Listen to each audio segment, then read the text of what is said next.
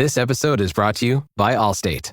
Some people just know they could save hundreds on car insurance by checking Allstate first, like you know to check the date of the big game first before you accidentally buy tickets on your 20th wedding anniversary and have to spend the next 20 years of your marriage making up for it. Yeah, checking first is smart. So check Allstate first for a quote that could save you hundreds. You're in good hands with Allstate. Savings vary. Terms apply. Allstate Fire and Casualty Insurance Company and Affiliates. Northbrook, Illinois.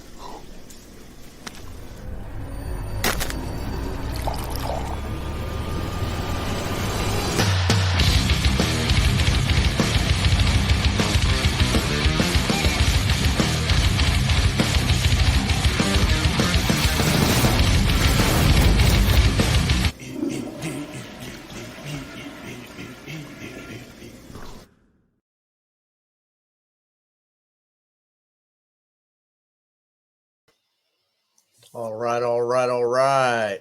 Welcome back.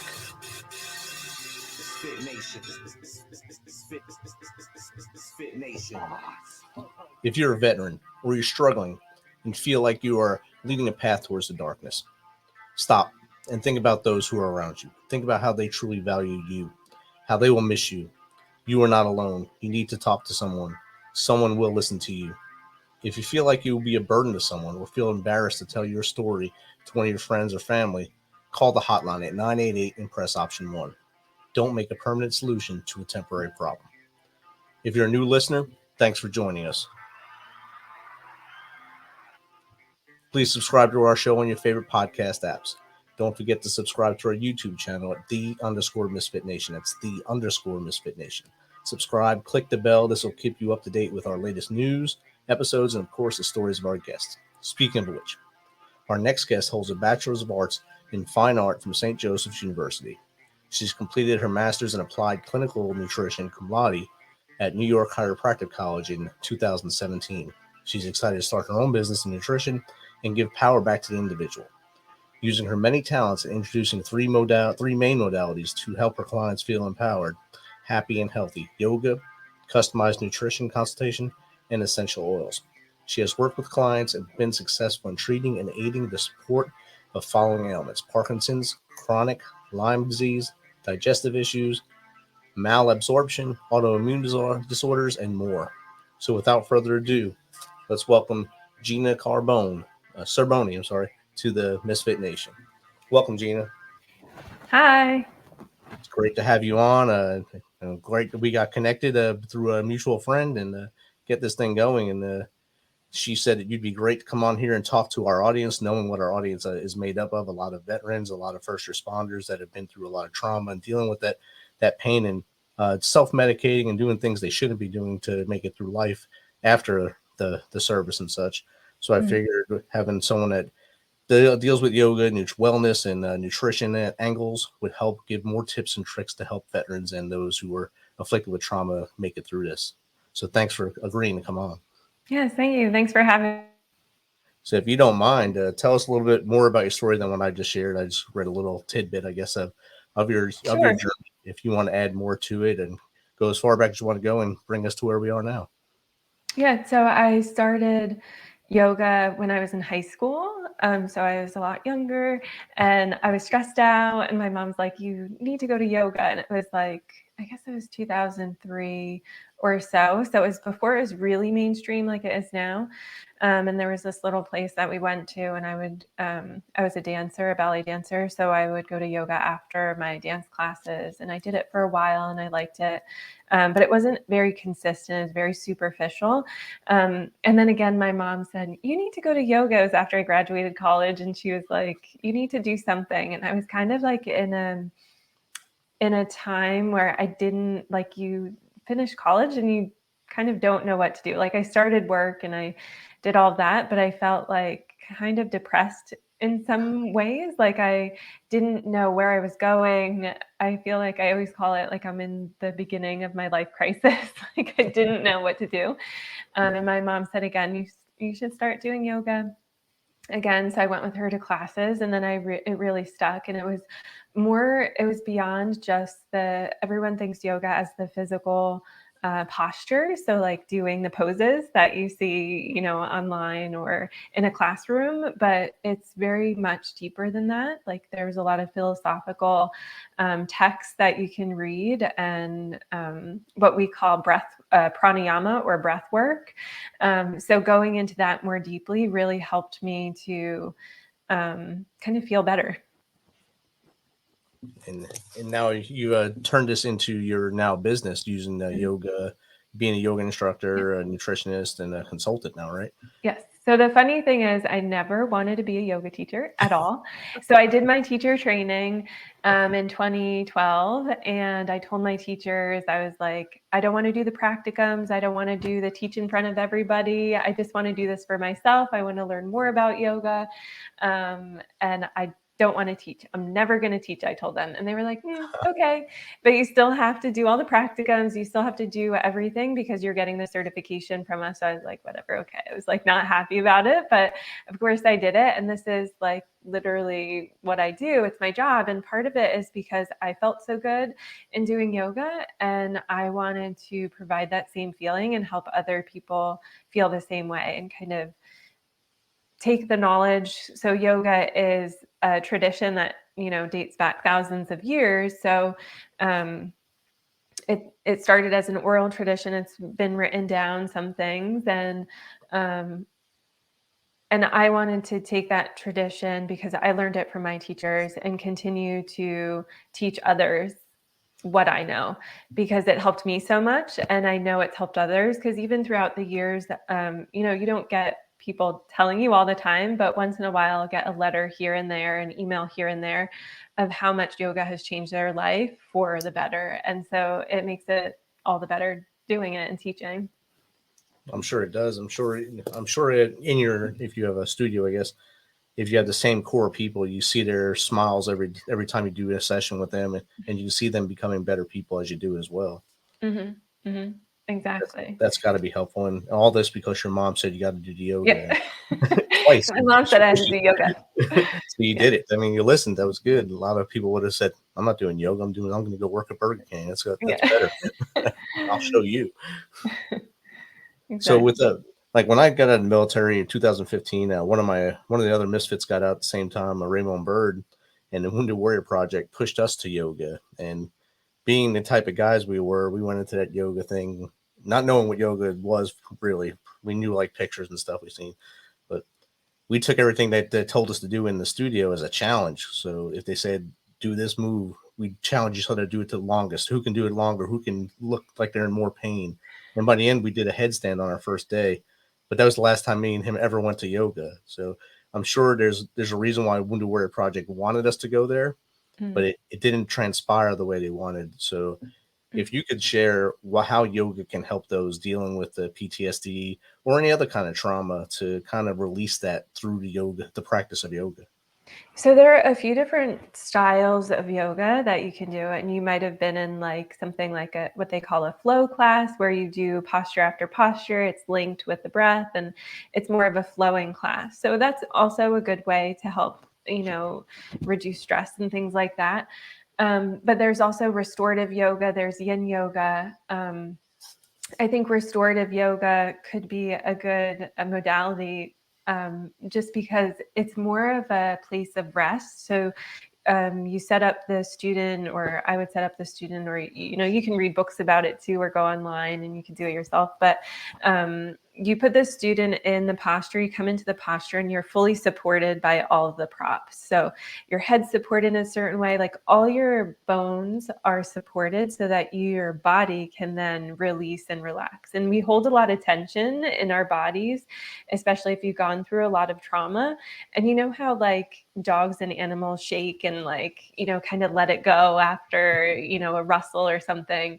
They release all that trauma. They don't hold it in. And so in some ways we have to kind of let go in that way as well. And this is a good way to do it, where you'll be in the posture and you'll stay there for like 10-15 minutes and you'll just kind of relax into it. And as you relax into the posture, if you're set up really well and you're so supportive and comfortable, you begin to find the space between you're not like awake, but you're not asleep. You find this mellow place. And sometimes like, even if there's noise around you, the noise feels like so far off in the distance. Like you can't really, hear it. It's like there, but not. And so that can help you release the tension that you're holding on to that you don't necessarily need to hold on to anymore. And so that's like, one style of yoga that might be helpful, as well as what I was talking about before is what we call pranayama or breath work. So it's concentrating. So our breath can be involuntary, right? So when we're sleeping, we're breathing because otherwise we wouldn't be here, right? So we have to breathe, but we're not concentrating on it. But it can also be voluntary, where you are concentrating on the breath and you're breathing in and out through the nose, which is really also an important aspect of breath work. Because breathing through the mouth can actually cause other issues and problems within the body. I don't know if you've ever heard of the book Breath by James Nestor. It's really great. And he begins to kind of break down what the breath does for you, how it works for you. But anyway, I'm going off topic. So the breath work, going back to that, you can control the breath by breathing in, say to the count of 4. You can start kind of smaller, and then breathing out to the count of 6. So your exhalation is longer than the inhalation, and that exhalation, the longer exhalation, will help to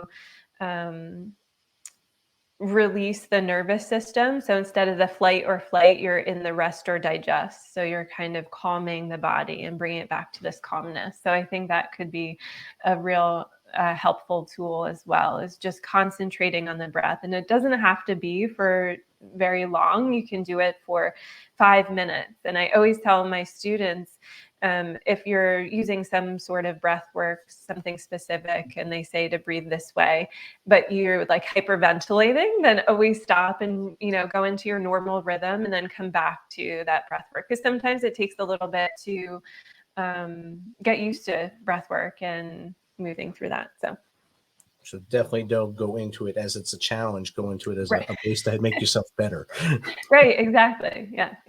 So combining the two of them is actually a good practice to do, perform yoga and breath work at the same time, or even separate them during the day. Do yoga in the morning, breath work in the afternoon. Would that help a person go through it?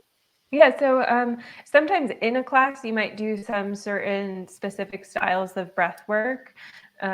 There's a few different ones, how you, like I said, it's a voluntary concentrating on the breath, something like the inhale to 4, exhale to 6. But you can do it separate too. Like within yoga, when you're practicing, you're concentrating on inhales and exhales. But when you're doing the pranayama or the breath work, you might be doing a specific type of breath work that you would do separate from the asana or the physical practice of moving through postures. Okay. And you've mentioned books twice, books on breath work and books on yoga. Are there any that you would recommend people to buy? So the one book that I love, that I think it gives like a good story. So a lot of books like this could be more of like, your nonfiction, just giving you what yoga is and that kind of thing. The book is called How Yoga Works by Geshe Michael Roche. And this book is like a story about yoga. So what we call the Yoga Sutras. They were compiled by Patanjali a long time ago. And so they're really just verses that we go by. And so this book takes in those Yoga Sutras and threads them throughout the book, but it's written as a story. So I think it really hits, I don't know. I like a good fiction book that you can get into and really like, it's kind of like catching and you can't wait to turn the page and figure out what happens to the characters. So it's fiction, but it brings in the Yoga Sutras and it really has like a learning point to it. So I think that's a really great book. And like I said, Breath by James Nestor is the second one that I'm not actually finished reading. I have like a little bit left of it, but it's really great because it talks about the breath. It's not a yoga book per se, but it's talking about the breath and how important it is, especially breathing through the nose and how breathing through the mouth can lead to a lot of problems within the body too. Oh, that's good stuff there in the books, especially if it's like a textbook. I'm not going to read it, Right. so it's going step by step how to do yoga. I'm just probably going to look at it once, and it's going to wind up on my shelf over here. But like you said, it tells you a story. Most people will be compelled to stay in there and read it as much as possible, probably once or twice to make sure they got it all, and then start practicing. So I think that's a much better way to do it for me and you, of course. So, and how long do you think it would take for someone to start seeing the change in how they feel as far as holding all that stress and tension in from trauma or whatever in them once they start practicing? So I think that's really dependent person to person. However, like testimonially and what I've heard from people, it could be like one class that they just feel amazing. And after that class, they're like, I need to come back. Or someone, one of my students, she was saying early on when she started, she was taking yoga. It might have been like a week or two. And she's like, I'm addicted. Like, I just need to come back because I feel so good after I leave here. So I think it's really person to person, but I think you can really see an effect right away. And keep in mind, some of the classes, yoga classes, can be a challenging class, and to not be discouraged by what you can't do, because people always tell me I'm not flexible. That's like one of the most said things to, I guess, like be deterrent to do yoga is I'm not flexible. I mean, I heard it today. Someone told me that today. So they're like, I'm not flexible. I can't do it. But that's not the point of yoga. You will gain flexibility through doing yoga. And some of the postures are a little pretzel-y and things like that. But there's so many different options. And the classes I teach, some of them are more challenging. Some of them are easy. Like I said, some are restorative classes where you're just laying there, not really moving, just supported. But you can find a class and a style that really suits you. And just like look around, take a bunch of classes, take a bunch of teachers, find what's called to you and what you feel good with. Because sometimes the first class might not do it. It might be like too challenging or too hard, and you didn't realize that it was really quick and you don't know any of the poses and you can't keep up. So really find something that's going to call to you, and it might not be in your first class. So keep that in mind. And I think like anything you do, even if you go into a doctor, if you don't like them the first time, you're not going to go back to that person. So you have to find the one that works for you as an individual, has the personality that matches your personality, and the aura that makes you feel like you're welcome there. And I think that helps out a lot as well. Yeah, exactly. See, I'm learning here. It's good. So we talked about yoga and breathing, and you're also a nutritionist. And I think nutrition has a lot to do with wellness as well, because the more you put good stuff in you, the better you feel as well. And I think that's the whole mind-body approach. And I think all three things you do does that same thing for people. Have you seen that help as well? Yeah, I think so. So I feel like nowadays fast food is very much like around us, or just finding something that you can eat on the way, or something quick to eat, something easy to make, something out of a box, those types of things. However, the more processed the food, like, so say, you're looking at the ingredients of the box and you see the oils in it are like vegetable oils and things like that are actually not as good for your body as like olive oil or, avocado oil or those type, because they can cause more inflammation. They're processed by using chemicals, and we don't want that coming into our system because they can affect hormones.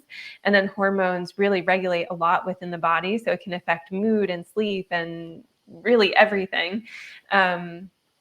Or if you're eating a lot of sugar, you can see that the increase of sugar can also disrupt the hormones, especially insulin or inulin.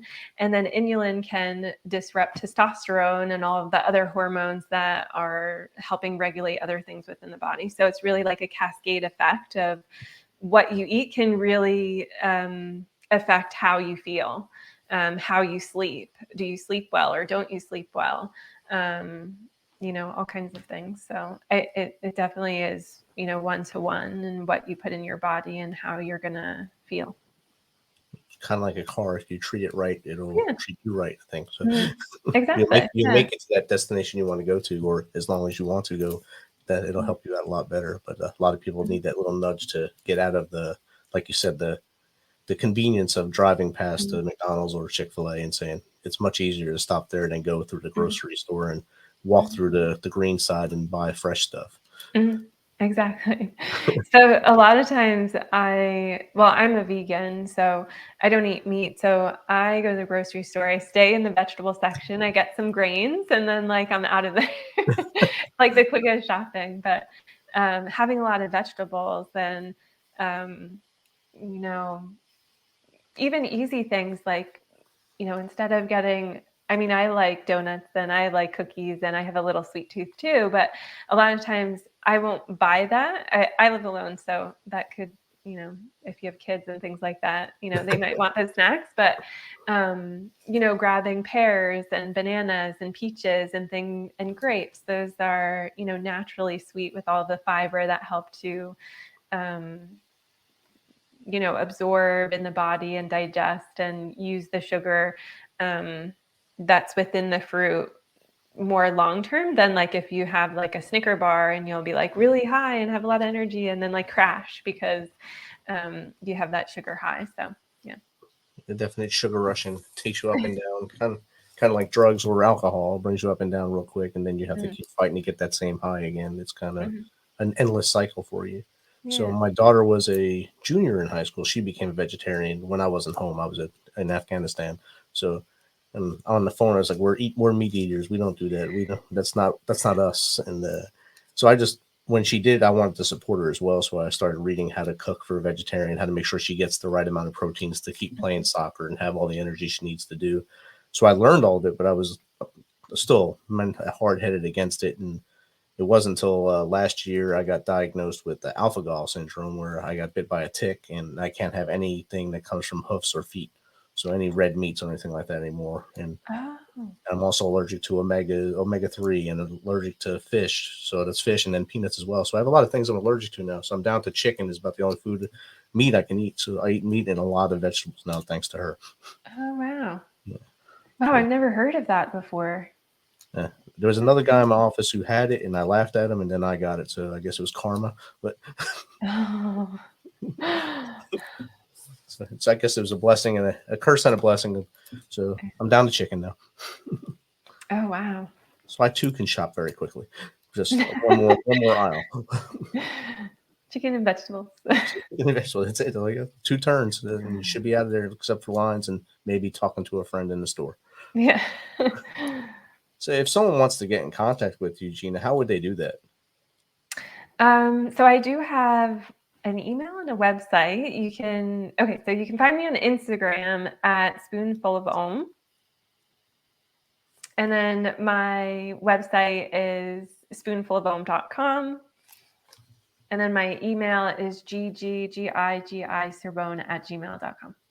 Well, that's simple right there. And if you can give someone 3 tips to just make the turn to start becoming better, a more, I guess, clean lifestyle, what are those 3 tips you would give them? So one is something I read recently. I think it was a trainer that had said this. And I thought it was really profound.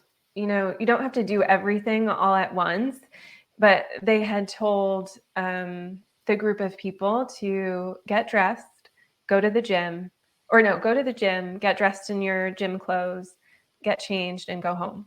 So, like, you just have to start, even if it's not actually getting on the machine or going for a run or eating the vegetables or whatever it is. Like, just get it in your mindset that you want to do it and then go from there. So that's number one. And then two, like I said about yoga, is trying different styles of yoga, try different teachers, because it's not a one size fits all. You might like something like a yin yoga class, which is also more of a stillness type practice.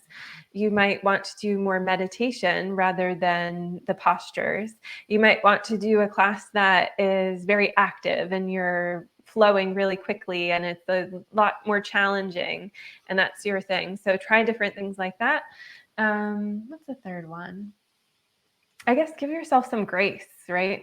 We tend to, be harder on ourselves than we would be to like friends or family that might ask for advice or be coming to us. We might be really helpful to them, very kind to them. Well, be kind and give yourself that same grace that you might give a friend.